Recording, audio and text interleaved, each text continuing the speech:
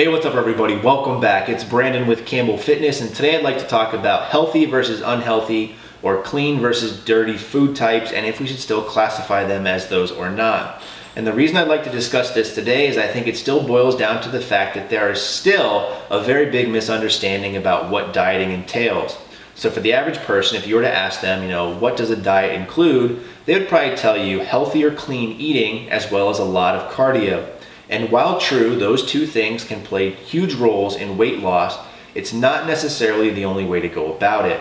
So for the average person who eats whatever they want and as much as they want, the chances are is they have a very high calorie intake. In fact, in most cases, they're probably in a caloric surplus, which over time would lead to weight gain. Now, if this type of person then switched up the food types that they ate and only went with clean foods, which for most of us, by definition, would include something that's bland, kind of tasteless, boring. I'll give you the standard example of chicken, brown rice, and vegetables, even though I know that can be a very tasty meal when seasoned correctly. But for someone who's used to eating whatever they want and as much of that as they want, switching to something that's more controlled, that typically has less calories per serving, is overall more than likely going to cause them to lose weight. Not because of the food types themselves, but because that food contains less calories and their overall caloric intake is likely going to be lower. So for this is one of the big reasons why I have issues with people saying certain foods are clean and certain foods are dirty or unhealthy.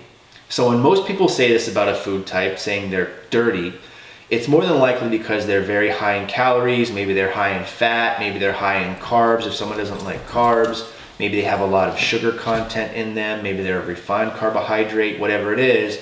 People might look at these and say, those are dirty foods, I can't eat them, they're unhealthy. And that is not necessarily the case. It's very unfair to take a look at one specific food item and say that this is or isn't good for me.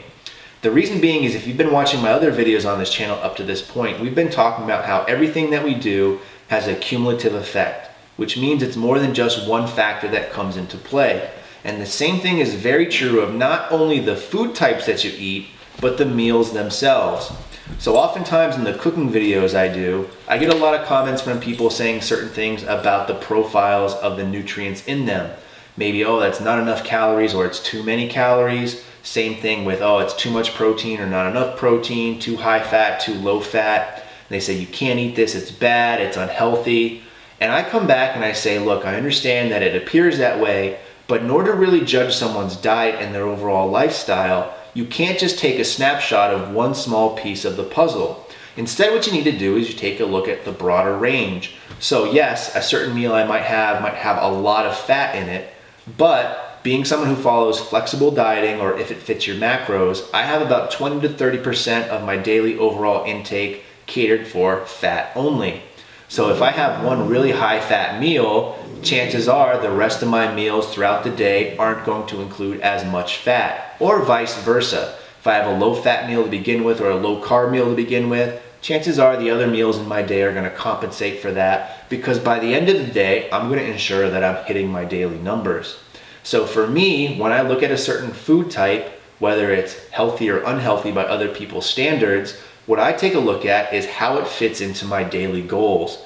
And if there's a food type out there that I really want to eat or I really enjoy eating, like pizza or hamburgers or ice cream, some things that some people might say, oh, I could never eat those on a diet, I can find ways to work those in because I know how each food that I have and intake plays into my daily overall requirements. So it's very easy for me to fit these things into my diet. And that's what if it fits your macros or flexible dieting is. Unfortunately, people have the misconception of that as well as it's eat whatever you want and as much as you want with no real general regard for the food types you pick, which is exactly opposite of that. What it is, it's taking a look at your macronutrient goals, your calorie goals, as well as ensuring a diverse intake of foods to make sure that you're hitting your micronutrients as well. If anything, it's even more complex, I think, and more work goes into it than your typical dieting scheme of just saying, all right, I can eat chicken, vegetables, and rice, and that's all I can eat, maybe some fish.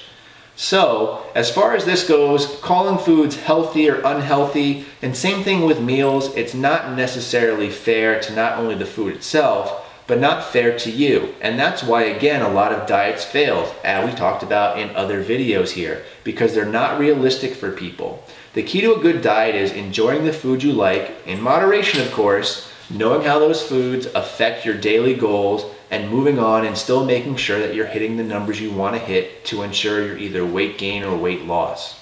The great thing about this too is once you understand that it's not necessarily always the food types you eat, but just the overall intake and how it affects your daily goals, you'll not only find dieting more fun, but also interesting in the fact that you can really enjoy the foods that you like and still lose weight or gain weight depending on your goals. So let me know what you guys think about this. Let me know your feedback, your feelings. Always interested to have a conversation. But in the meantime, stay big.